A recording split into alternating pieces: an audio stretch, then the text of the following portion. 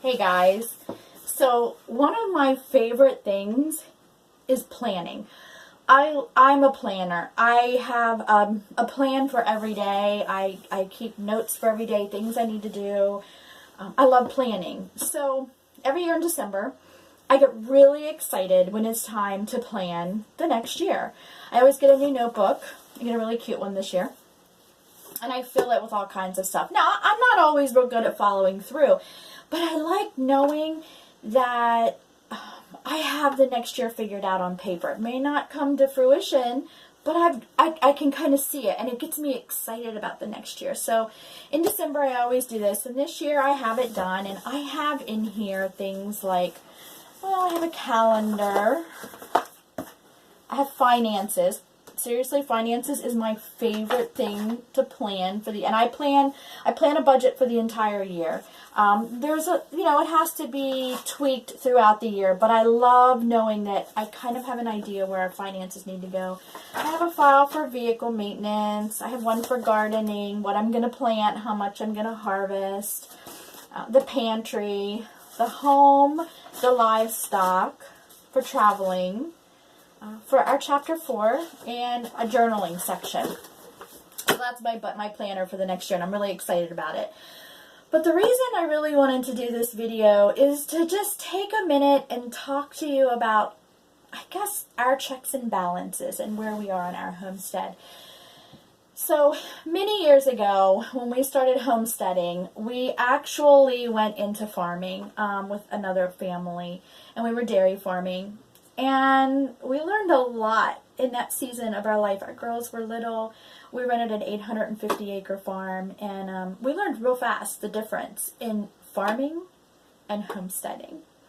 So it wasn't a success. It was, who would know that the cows can fire you or lay you off or whatever, but it wasn't a success for us. Now, we didn't take the initial financial plunge. The other family did. We just were there to help. Larry quit his job and was working with them, so he was able to pick a job up, and we went on from there. But the one thing we learned was that we never wanted to be farmers. And all of these things that I'm going to say are just our personal feelings and our personal take on the differences in the two. And I'm telling you this to maybe help you understand how we look at things here on our homestead. So a farm to us, because of having farmed, means that farm, it has to support us. It has to support you.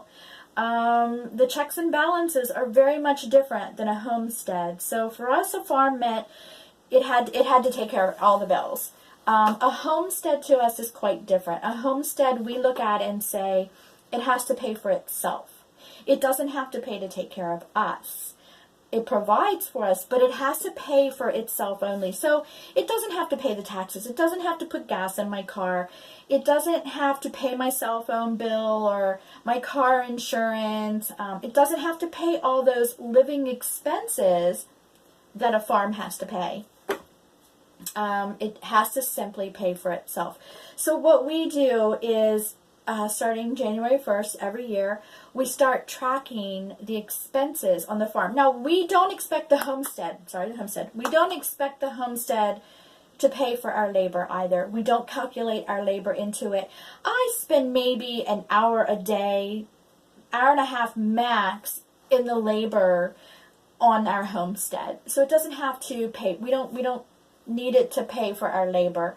It has to pay for itself. So we track everything. We track our feed, our hay, our medicines, we never really had to have a vet come out, but we do have a shearer, so it has to pay for that. So we track all of the expenses, everything that this homestead is costing us out of our pocket to take care of, in order for them to be here.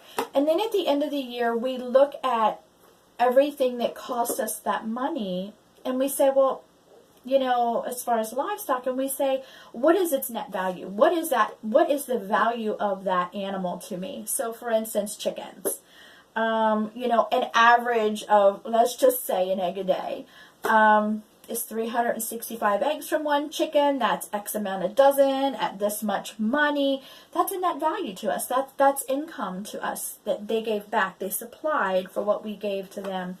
Meat, you know, and they have a life value. You know, if we were to sell that chicken, what is that chicken's value? So everything has a value, and it has had a value throughout the entire year. Lambs, wool, meat, anything, it all has a value. So in the end, we compare the checks and balances. We say, you know, it has to pay for itself. This past year was the first year that it more than paid for itself. So when I say that it's 100% profit for us, that's how we view it, as 100% profit.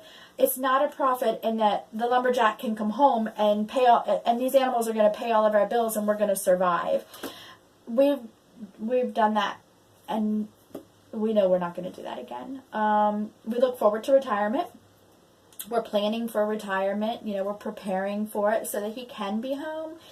And we'll still have the animals, but they still always have to meet their needs. They have to pay for themselves. So that is the difference in a homestead and a farm to us. We do not farm.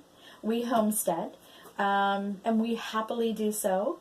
And it's not to say that if you call yourself a farm, I don't think there's anything wrong with that at all. I think it's great. We just walked in both of those and don't feel like we can call ourselves a farm. So that, I just want to share with you the checks and balances really, and how we rationalize having what we have at the end of each and every year. And believe me, if it doesn't come out, if the checks and balances don't measure up, it goes. We had peacocks, and they were one that at the end of the year, their net value did not measure up to what they cost us. So they found a new home. And we don't have a problem with anything on our homestead that does that. So that's it. That's our checks and balances here on Two Wild Onions Homestead. And I'm hoping real soon to share a video with you about our name. It's kind of got a little funny story to it. And I'll share that soon. So we'll talk to you later.